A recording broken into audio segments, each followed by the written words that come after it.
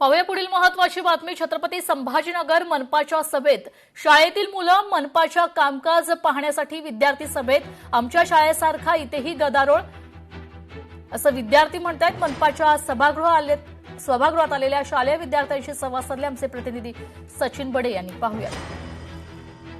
छत्रपती संभाजीनगर महापालिकेची आज सभा आहे, सामान्य सभा आहे, जीबी आहे। एकीकडे आपण पाहतोय ही जीबी सुरू आहे आणि या जीबीच्या समोर म्हणजेच या ठिकाणी महापौर आहेत, सर्व नगरसेवक आहेत, विरोधी पक्षनेते आहेत, सर्व काही एकत्रित आहेत। मात्र एक नवीन चित्र या ठिकाणी पाहायला मिळते, जे म्हणजे या ठिकाणी शाळेतील मुलं आलेले आहेत।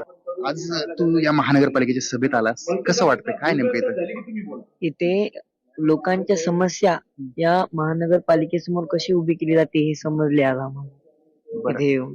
पण जसं तुमच्या शाळेमध्ये गोंधळ होतो तसं ते गोंधळ झालेला पाहायला मिळाला, कसं वाटलं तेव्हा वाटले हे गोंधळ कशासाठी होता। आम्ही संस्कृती ग्लोबल स्कूलमधून इथं आलो आहोत। हे पहिल्यांदा लाईव्ह सेशन छत्रपती संभाजीनगरचं आम्ही बघतोय।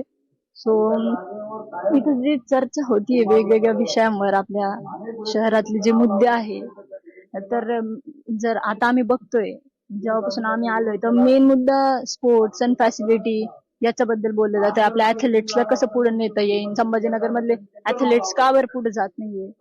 पण इथं आल्यावर एक थोडं वेगळीच मज्जा होती। इथं सगळे लोक कशी नेमकं एक म्हणजे भांडण वाद मज्जा म्हणजे एकदम सगळे उठले। जसं आमचा क्लास भरतो, जसं गदारोळ चालतो आणि टीचर म्हणतो शांत बसा शांत बसा, तसेच आपले महापौर समीर राजरकर सर तसेच सगळ्या नगरसेवकांना म्हणत होते, तर खूप छान वाटलं।